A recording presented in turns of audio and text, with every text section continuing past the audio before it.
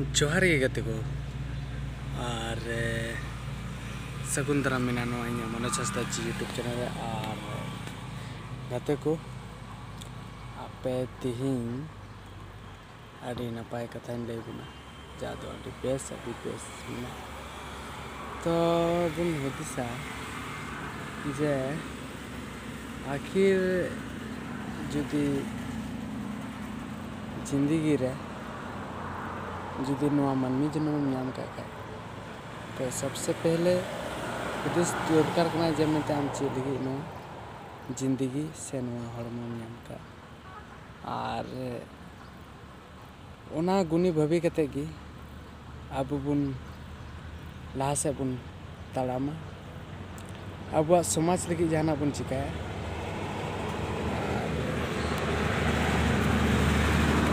चिक बुन चिकाया बाबुन चिकाया उना थोड़ा हुदिस हुआ पाले थोड़ा गाड़ी को पारम होना और इन्या नोआ तिन्या खास कथा आंजम तो उन पे नपाय गया से बांग नपाया ठीका से बांग ठीका नसे कटी आंजम कपे उसके बाद जा हुआ उना दो अपनार ऊपर डिसाइड करना। सबसे पहले तो नुआ हुदिस दरकार जे अबु जिंदगी जुदी बुन नाम का नुआ हड़मा तो चेक लगी बुन नाम का हुई दाड़िया जहां को आपे पे बोंगा बुरु रे पतिया जहां जस्ती पे दोहे कना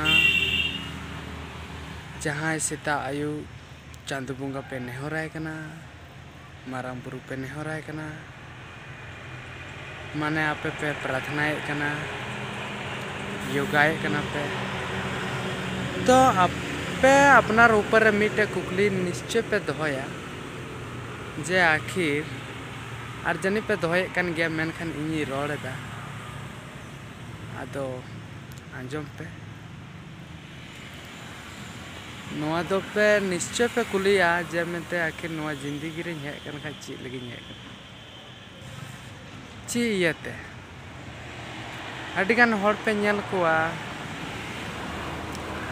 अकोय दो अडी आटे रगिया अडी आटे अड़ीसो कथा को बाय अंजमा कथा को एकदम चपा गिडी का नपाय कथा मेताय रहो से बड़ी कथा मेताय रहो चपा गिडी का तो उनकान हड़ जहां दो कथा पे चपा गिडी का ना तो उनको हड़ लगी जहां दो आपे जस्ती हड़ पे हिरके गुगरा ची खातिर पे हिरके गुगना तो नोआ थोड़ा गान तुले जुगाय पे अपनार ऊपर रे कुकली दोहे पे जे इन हड़ चिदाय रंगाव कुकना हड़ चिदाय हिसके कुकना हड़ नलते इन चिदाय जलनो कना उनका आपे कुकली दोहे पे और निया कुकली दोहे पे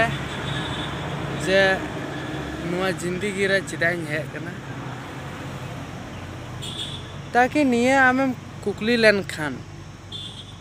निया आम ऊपरम कुकली लेन खान उनारना कुकली रना तेला आमेम बडाय नामा जे मेते सरीगी इन ची लगी हेज कना नो दुनिया रे और जतो हड़ सोला सुलूक और शांति ते आम तेहर नाम हुदिसा तो जतो हड़ ठे निया गी आस और नेहर तेहन कना हड़ खन नेल लहा रे सुमुंग मजते आम हुदिसो में आम नेला में जे आम ची लगी नो दुनिया रे में कना बस अनवार ना कुकली रना तेला आम तिगिम नामा और हमार लाइफ अड़ी बेस अड़ी नपाय ते जिंदगी गुजरो ओको सला रगड़ झगड़ झगड़ा झंझट हिसके हुलुंग अलुम दोहया और बांग तहन तमा अगर जुदी आम ते कुकलीम कुली लेन खाय जे इन चिल गिन हेज कना ची खातिर आम ते खटुआई में आम ते जम में हर सला ची मतलब है मतलब दोहे में समाज सला जे समाज रे चिकू अरिचली संस्कृति जहाँ कना आरिचाली चलाव आगू कना ओना बुन फॉलोय मा और अब समाज बचाव कते बुन दोहया और अपनार हड़मो अपनार जीवी बचाव कते बुन दोहया जहाँ दो आमते रोग आजारम अगु जनोआ ओने ओना मिटे अडी बड़ी कना जहाँ दो हंडी पौरे बीड़ी सिगरेट न्यूते जमते अडिगान कटी कटी कोड़ा गिद्रे लटू लटू कोड़ा हड़ हो बाबा हड़ आको जीवन को नष्टय कना नुआ खन थोड़ा साहा तबन पे नुआ को हुदिस तबन पे जे इन दो खाली नुआ को जम लगी इन हे कना और इኛ जीवन नशा लगी हे कना नशा तीन लगी नुआ लगी हे कना से मी नपाय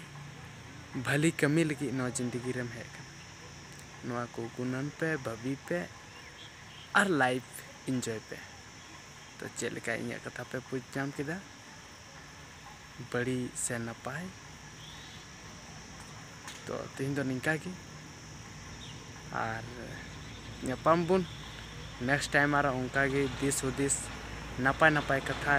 हुदिस विचार कते लay तबना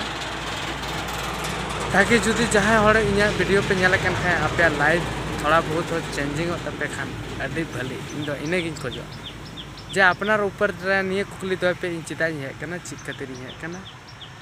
और आमा लाइफ जुदी नपाय लेन खान इन अडी रस्के अडी नपाय बुझावा जे मेते हैं